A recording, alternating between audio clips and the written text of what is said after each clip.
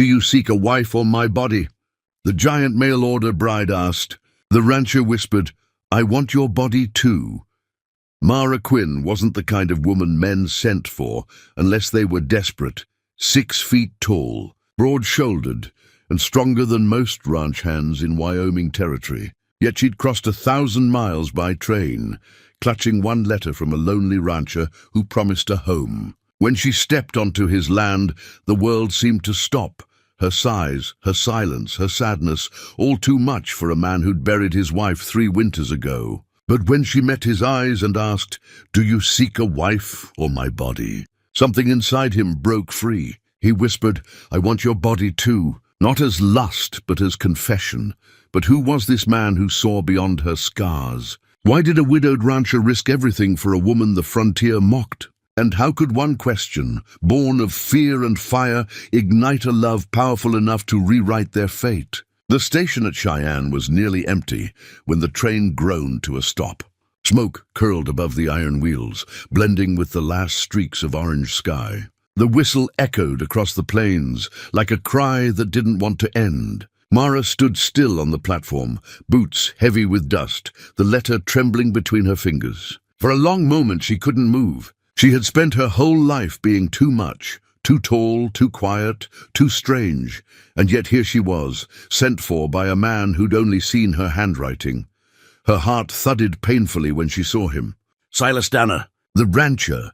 He stood apart from the few others waiting, hat low, shoulders square, eyes shadowed by years of hard sun and harder loss. Even from a distance, she saw the weariness in him, the kind born of war and widowing. His left hand bore the faint white line of a ring long gone. His clothes were plain, his posture rigid. But his eyes, when they lifted to hers, were steady, the world around them blurred. The sound of the engine, the shuffle of passengers, the wind, it all faded. Only their eyes met, and something unspoken passed between them. "You're taller than I expected," he finally said, voice low but even. Mara's lips curved, just slightly. "And you're quieter." For a heartbeat, something like amusement flickered in his expression. Then it vanished. He gestured to the wagon behind him. "We've got a long ride ahead," she nodded and followed. Each step away from the platform felt like stepping out of her old life and into something she didn't understand. The wooden wheels creaked as he lifted her trunk into the wagon bed. When she climbed up, she caught his hand briefly. It was calloused, warm, and trembling just a little. The sun dropped behind the hills, leaving streaks of violet and gold. They rode for miles through land so open it felt like the sky might swallow them. Mara watched the horizon, the endless fields of sage and yellow grass bending beneath the wind. Every now and then she glanced at Silas, trying to read the story carved into his silence. The letter he'd sent had been short. "A man of few words. I own a ranch. My wife is gone. I need help raising my boy. I can offer you safety, work, and a home. If that's enough, come," she had answered with the only truth she had. "I am strong. I can work. I have nowhere else to go." Now, sitting beside him, she realized that neither of them had written what they truly meant. When the last light faded, the stars came alive, sharp and endless. The cold began to creep in, biting through her sleeves. Silas stopped the wagon near a small stream to let the horses drink. The sound of water broke the silence. He offered her a tin cup. She took it, her fingers brushing his, then, without meaning to, the question that had lived in her chest since she left Pennsylvania slipped out. "Do you seek a wife?" "Mr. Danner," she asked quietly, "or my body?" The air froze. Even the horses stopped shifting. Silas turned slowly toward her. His jaw tightened, and his breath clouded in the chill air. For a moment he didn't speak. Then finally, he said in a voice so low it nearly broke, "I want your body too, because it carries the soul I've prayed for." Her eyes widened. The words weren't hunger, they were something holier. He looked at her as if she were a place he could rest. Neither spoke again for the rest of the journey. But something between them had changed, something fragile, trembling, alive. The Danner Ranch appeared just before dawn, a stretch of land framed by pale mountains and a sky washed in silver. Fences leaned, the barn sagged, the house looked tired. Smoke drifted lazily from the chimney. A small figure stood in the doorway, thin, still, watching. "That's Noah," Silas said quietly. "My boy!" Mara saw the way his shoulders straightened when he said it, like the name itself was armor. The boy couldn't have been more than 7. His eyes were dark, solemn, too old for his small frame. When the wagon stopped, Noah didn't run to his father. He just looked, expression unreadable. Mara smiled gently, but he didn't return it.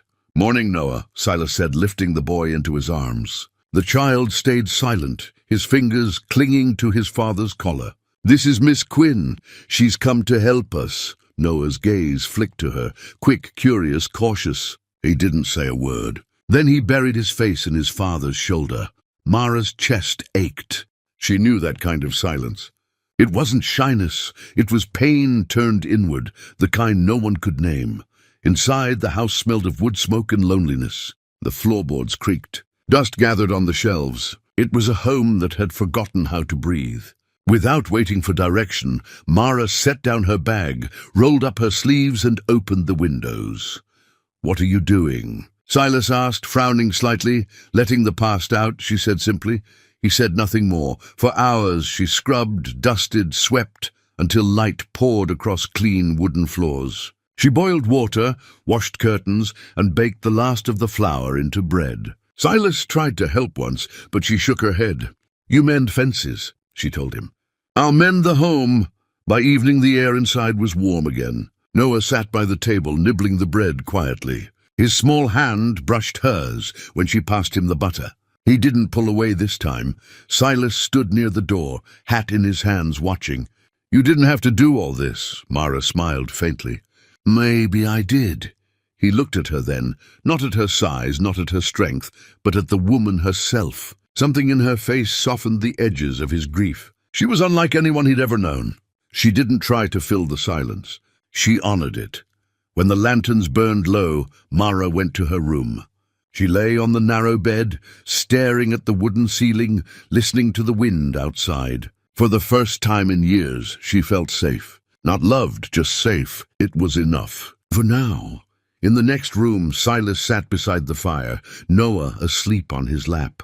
He held the letter Mara had written him months ago, tracing her words with his thumb.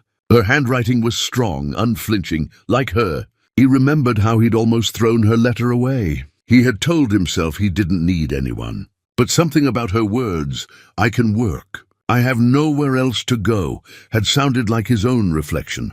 Outside, the coyotes howled. The wind rattled the windows. In that quiet, he realized how long it had been since he'd wanted to speak to anyone, since he'd wanted to listen. Upstairs, Mara turned over, her hair spilling across the pillow. She thought about his eyes when he said he wanted her body too. Not as a man wanting a woman, but as a broken soul reaching for another. She pressed her hand against her chest, feeling her heartbeat tremble under her palm. The moonlight spilled across the floor, painting silver over the walls. The night smelled of rain and horses and new beginnings, but new beginnings have their own ghosts. In town, people had already begun to whisper. Word travels fast in Wyoming territory, and faster when a woman stands taller than most men. "Dan has brought himself a giant," they said at the saloon. "She'll scare his cattle clean to Texas." Mara didn't know yet that her name was already on their tongues. She didn't know how the same hands that waved politely on Sundays would point behind her back by Monday, and Silas didn't. Know that Caleb Ward, his late wife's brother, had heard about his new bride from the mail train conductor. Caleb was already on his way, ready to remind Silas that some men don't deserve second chances. But that would come later. For now, under the cold Wyoming moon, two strangers slept under the same roof, breathing the same air, carrying the same ache for something they didn't know how to name. And somewhere between their loneliness and their longing, a quiet promise began to form, something that felt like hope. Or maybe danger, because out here on the frontier, love didn't come softly. It came like thunder across dry land, unpredictable, untamed, and too wild to ever be forgotten. The sun rose slow and heavy over the Bighorn Plains. washing the sky in soft bands of gold and pink. The Dana ranch creaked awake to the sound of horses stamping, wind in the cottonwoods, and the faint cry of roosters. Mara was already outside before dawn, sleeves rolled high, her long braids swinging against her back as she hauled a pail of water from the well. The cold air bit at her cheeks, but she welcomed it. She'd known colder mornings in Pennsylvania mines, where the air smelled of soot and sorrow. Silas watched her from the porch, arms crossed, coffee steaming in his hand. He still couldn't quite believe she'd come, this woman who towered over the world like she'd been carved from it. She wasn't like the other mail-order brides he'd heard about in town. She didn't chatter or fuss, didn't ask what she'd be paid, didn't flinch when the wind slapped dust across her face. She just worked. Steady, quiet, relentless. By the time the sun was full in the sky, she had already mended the chicken pen, cleaned the smokehouse, and stacked wood higher than the porch rail. Silas found her kneeling beside the fence post, her hands bleeding from the wire. "You'll tear your palms to ribbons," he said, walking over. She looked up at him, sweat glistening at her temple. A little blood never scared a Quinn. He tried to take the wire from her. "I'll finish this." She hesitated, then let him, but she didn't walk away. Instead, she stood there, watching the way his hands worked, sure, patient, quiet. "You were in the war," she said finally. He froze, the twist of the wire caught halfway. "Who told you that?" "No one," she said softly.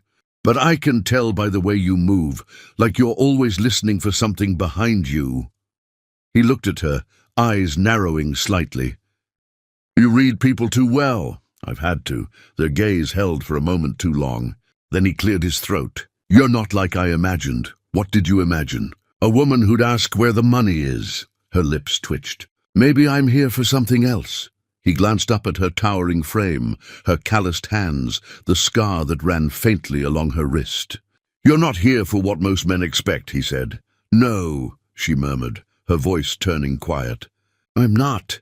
By noon she had baked bread, boiled stew, and somehow coaxed a smile from Noah, the first he'd shown in months. The boy sat by the kitchen table, carving a stick with his father's old pocket knife. Mara leaned over, showing him how to shape it smooth. Her patience was soft, almost musical. When he nicked his thumb, she wrapped it gently with her kerchief and said, "Scars make strong hands."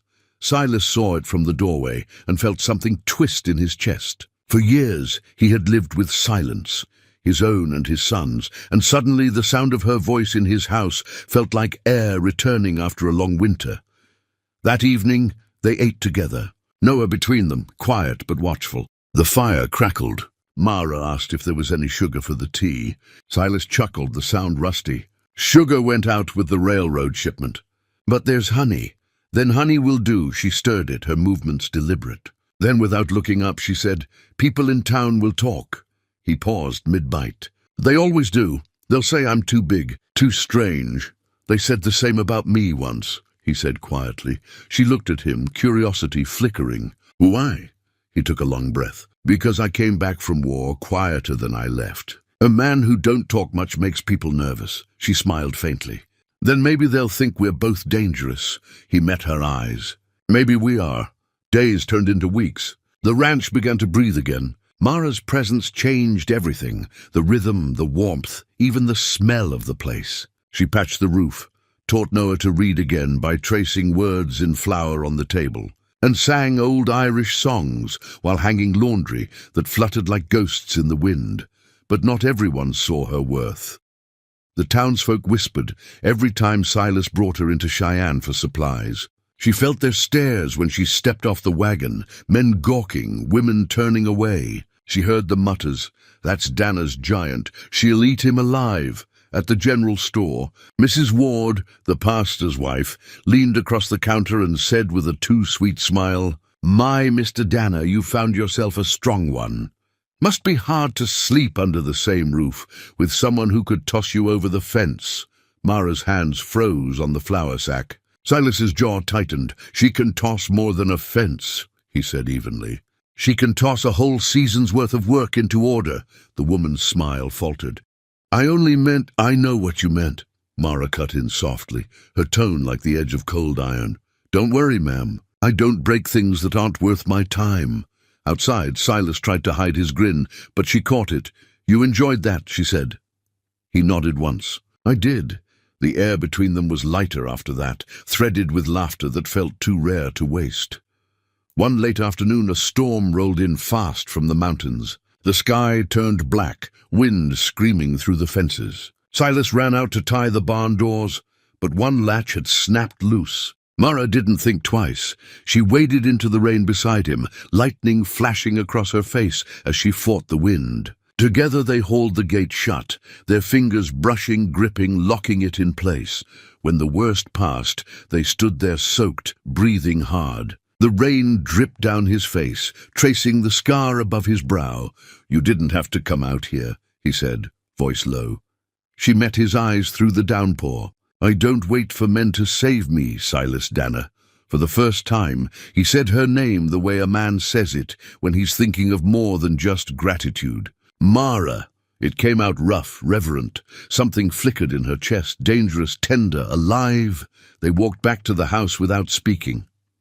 The fire was dying, the air thick with the smell of rain and smoke. She handed him a dry towel, and when his fingers brushed hers, both froze. He swallowed hard. "You ever think maybe we were sent here for the same reason?" She tilted her head. "To fix what's broken," he nodded. "Maybe to remind each other that it's still worth fixing." That night, long after he and Noah had gone to sleep, she sat by the window, staring at the sky. Lightning still glimmered far off over the hills. The kind that came after storms, the kind that didn't destroy, but reminded the world what light could do to darkness. The next morning, everything changed. A rider approached the ranch, mud-splattered, jaw-tight, eyes sharp with judgment. It was Caleb Ward, Silas's late wife's brother, the same man who'd once helped bury her and who'd sworn Silas should never remarry. He dismounted without greeting, his boots grinding into the mud. "So it's true," he said coldly. "You brought in a woman like this?" His eyes raked over Mara, his mouth curling. "A mail-order giant." Silas's voice was calm, but his hand flexed at his side. "Watch your words, Caleb," Caleb sneered. "You think this looks right? My sister's been gone 3 years, and you replace her with—" "That's enough," Silas snapped, stepping forward. But Mara placed a hand on his arm, her touch firm. She looked Caleb dead in the eye. "I don't replace ghosts, Mr. Ward. I make homes where men forgot how to live." He blinked, taken aback. She continued, voice steady. "Your sister's memory deserves peace. So does your nephew. And so does this man who hasn't known rest since the war." Caleb looked between them, jaw tight. "You'll regret this," he muttered before turning on his heel. When he was gone, Silas turned to her. "You didn't have to stand up to him." She met his gaze. "Yes, I did," he exhaled, shaking his head slowly. "You're gonna get us both in trouble. Then I hope it's the kind worth having." He laughed then, a sound that startled them both. That night, the fire burned low. Noah slept upstairs, the house quiet except for the crackle of wood and the distant howl of coyotes. Silas sat in his chair, staring into the flames. Mara sat across from him, mending one of Noah's shirts. He broke the silence first. "When I first read your letter, I thought maybe God was mocking me." She looked up. "Why?" "Because I didn't think I deserved company anymore. Not after the things I've seen, the things I couldn't stop." She set the needle down. "You blame yourself for her death?" He hesitated. "The doctor said it was the birth, but I should have seen the signs. I should have been home, not out branding cattle." She rose slowly, crossed the room, and knelt beside his chair. "You can't fight death, Silas. You can only fight the emptiness it leaves behind." His eyes found hers. "And you? What are you fighting?" "My past," she whispered, "and the voices that said no man could ever look at me with kindness." He reached up, brushed a strand of hair from her face. Then they were blind, her breath caught. For a long, trembling moment they stayed like that, his hand on her cheek, her heart beating wild. But instead of kissing her, he said quietly, "Not tonight. Not until I know you're here because you want to be, not because you've got nowhere else to go." She smiled through tears. "Then I guess you'll just have to wait and find out." Outside, the wind rose again, whispering across the plains like a promise. Inside, two hearts beat steady in the dark, one learning to trust again, the other daring to hope. Because love, out here in the wild, didn't come with vows or roses. It came with storms and silence, and the courage to face both together. The morning started quiet, the kind of quiet that only comes before trouble. The wind had stilled, and even the horses stood uneasy in their pens, ears twitching toward the road. Mara felt it before she saw it, something shifting in the air. She was hanging laundry when the first sound reached her, hoofbeats slow and deliberate, like judgment riding toward them. She turned. Dust rose on the horizon. A small group of men rode closer, 5, maybe 6. At their head was Caleb Ward, his black coat sharp against the sun, and beside him the town pastor, Reverend Coyle. Mara's stomach tightened. Inside the house, Silas stepped out onto the porch, hand resting on the railing. Noah peered from the window, his face pale. Caleb dismounted first, boots hitting the ground with authority. "Morning, Danner," he said, voice clipped. "We need to talk." Silas didn't move. "Then talk." Caleb glanced toward Mara, who stood tall at the fence, a clothesline flapping behind her like a banner of defiance. "You've brought scandal to this land," Caleb said, turning back to Silas. "A woman like her, living here without a marriage license? The town won't stand for it." Reverend Coyle cleared his throat. "Brother Silas, people are talking. A God-fearing home must have order." Mara spoke before Silas could. "Order? You think gossip is order?" Her voice cut through the still air. "If your God measures worth by whispers, then maybe you're worshipping the wrong man." Caleb's eyes narrowed.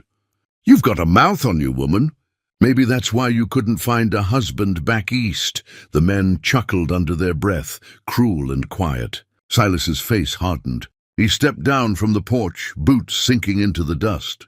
"You come here to insult her, or to take my son like you threatened before?" Caleb smirked. "Both." Silas's jaw tightened, but Mara stepped between them. She stood almost as tall as Caleb, her presence alone enough to make him shift back half a step. "You'll have to go through me first," she said softly. Reverend Coyle raised his hand. "No one wants violence. We're here to ensure the boy is raised proper, and that this arrangement doesn't lead him astray. Lead him astray." Silas's voice trembled with restrained fury. "Mara's done more for this boy in 2 months than anyone since his mother died." He smiles again. He reads again. "And for the first time, he sleeps through the night." "You call that astray?" The pastor hesitated. Caleb didn't. "You're blind, Silas. This woman's using you. The whole town sees it. A mail-order bride? You think that's love? She's here for your land, your name, your money." Before he could finish, Mara spoke, her voice trembling but clear. "I had no money when I came here. I had no name worth saving. And as for love," she looked at Silas, her eyes glistening, "I didn't believe in it anymore until he looked at me like I wasn't something to be pitied." Her words hung in the air. Even the horses stopped fidgeting. Silas stepped forward. "You've said enough, Caleb. This ranch is my home. What happens here is between me, my son, and the woman who saved both our lives." Caleb sneered. "You'd throw away your reputation for her." Silas's voice rose, not in anger but in conviction. "Reputation never kept me warm at night. Reputation never raised my boy or healed what the war broke. This woman did." The men behind Caleb shifted uneasily. One muttered, "Maybe we should head back, Caleb." But Caleb wasn't ready to lose. He turned toward Noah, who had stepped out onto the porch. "Son," he called, "you remember your mother, don't you? She'd want you with your real family." Noah froze, his small hands gripping the railing. His lips parted, but no sound came. The boy hadn't spoken in years. Mara knelt down on one knee, her voice gentle as the wind. "Noah," she said softly, "you don't have to talk. Just stay where your heart feels safe." Something inside the boy shifted. His hands trembled, his lips moved, and for the first time in so long a small, shaky word came out. "Home." The sound was quiet, fragile, but it cracked through the air like thunder. Everyone went still. Caleb blinked. "What did he say?" Silas's throat tightened. He turned toward his son. "Say it again, boy." Noah's eyes filled with tears. He stepped down from the porch and ran straight into Mara's arms. "Home," he whispered again, louder this time. Home, Mara caught him, her eyes closing as she pressed his head to her chest. Caleb stood frozen, his argument shattering like glass. The pastor looked away, murmuring a soft prayer. Silas turned back to his brother-in-law. You heard him. This is his home, and if anyone in town thinks different, they can come to me. Caleb's face flushed red, fury twisting through his voice. You'll regret this, Silas. I already regret letting you ride this far, Silas replied coldly. Now leave. Caleb hesitated, then spat into the dust and mounted his horse. The others followed silent. As they rode off, the wind returned, carrying away the last echo of their hooves. For a moment no one spoke. Then Silas exhaled and turned to Mara. You just made us the talk of 3 counties. She smiled faintly, tears glistening at the corners of her eyes. Then let them talk. Noah clung to her hand. Silas reached for the other, and in that quiet, something unspoken passed between the 3 of them, something that felt like family. That evening, the ranch glowed in the warmth of the setting sun. Silas fixed the last of the broken fence posts while Mara cooked inside. The smell of stew drifted through the air, rich and comforting. Noah sat by the fire, humming softly to himself. Silas walked in, wiping his hands on a rag. He paused at the doorway, watching her. The light from the fire caught the edges of her hair, turning it copper. Her sleeves were rolled, her hands moving with a grace that made even small things look sacred. Thank you, he said quietly. She looked up. For what? For today. For him. For everything. Her gaze softened. You don't have to thank me for loving what you already love. He took a step closer. I wasn't sure I could love again. Mara smiled sadly. I wasn't sure anyone ever would. He reached out, brushing her cheek with the back of his fingers. The contact was light, trembling, full of unspoken things. Mara, he whispered, you asked me once if I sought a wife or your body. Her breath caught. I remember. I didn't know how to answer then. But I do now. He drew in a slow breath. I seek your laughter in this house. Your strength beside me in the fields. Your voice when the silence grows too long. I want your body, yes, but I want the soul that lives inside it even more. Her eyes filled with tears. You have it, Silas Danner. You've had it since that night on the wagon. He leaned closer, hesitating for only a heartbeat, then kissed her, soft, reverent, slow. It wasn't the kiss of a man claiming something. It was the kiss of a man returning home. When they pulled apart, the fire crackled louder. The wind brushed through the open window, and the smell of rain hinted on the horizon. Mara rested her forehead against his. You know they'll come again, she whispered. Men like Caleb never quit. Then let them come, he said, voice steady. They'll find us ready. Noah's laughter rang through the room, light, unguarded, pure. It broke the weight in the air, like sunlight breaking through storm clouds. Mara looked toward him, then back at Silas. Maybe love doesn't fix what's broken, she murmured. Maybe it just makes the pieces worth keeping, he smiled. Then we'll keep everyone. Outside, thunder rolled far away, but the house stood strong. The woman the world called a giant, and the man they called broken, had built something neither of them thought possible. Peace. And yet, somewhere in that peace, the world beyond their ranch was stirring again. Caleb's pride wouldn't rest, and whispers of a coming reckoning were already traveling down the trails. But for now, under the steady hum of rain and the warmth of a fire that refused to die, love held the night like a promise. The storm came without warning. The sky that had been calm at dusk turned black by nightfall, the wind shrieking across the plains like a beast unchained. The horses kicked and screamed in their stalls. Lightning flashed over the hills, lighting the ranch like a battlefield. Silas grabbed his coat, ready to secure the barn doors, when a single rifle shot split the air.